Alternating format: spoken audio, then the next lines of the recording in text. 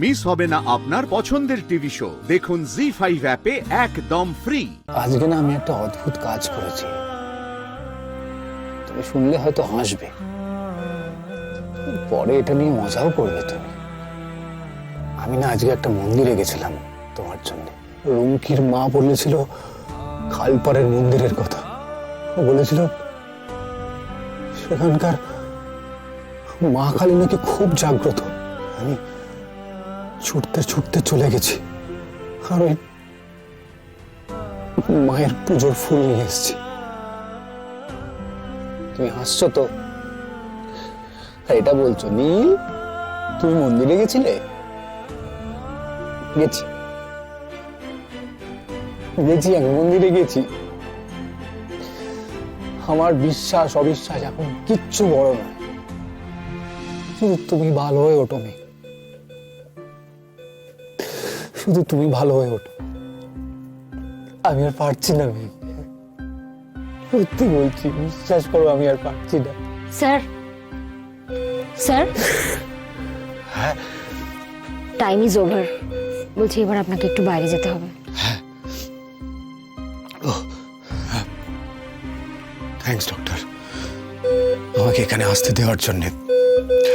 আচ্ছা ডক্টর, ও কি এখন কিছু বলা যাবে না, কাইন্ডলি আপনি একটু বাইরে গিয়ে ওয়েট করুন।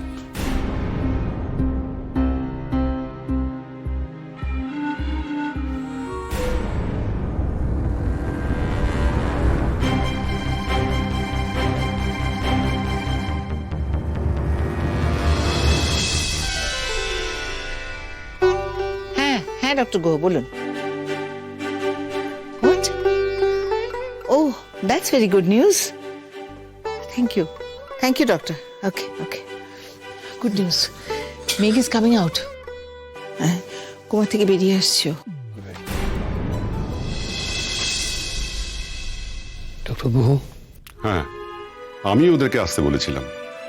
Doctor Ganguly, she is coming out of danger. জ্ঞান কি পুরোপুরি ফিরেছে? আপনি তো জানেন ম্যাডাম, জ্ঞান আসার পর চারপাশের সিস্টেমটার সঙ্গে অ্যাডজাস্ট করতে সময় লাগে।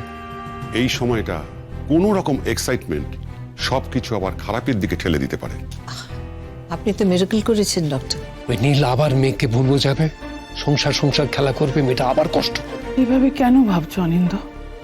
তখন কিন্তু নীল ভেতরে গিয়েছিল, আর তারপর থেকেই কিন্তু মেঘ আস্তে আস্তে সুস্থ হয়ে উঠছে। বাজে কথা বলো না তো।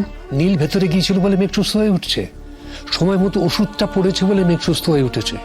শরীরের বিষটা মাথায় যায়নি, নীল সুস্থ করেনি।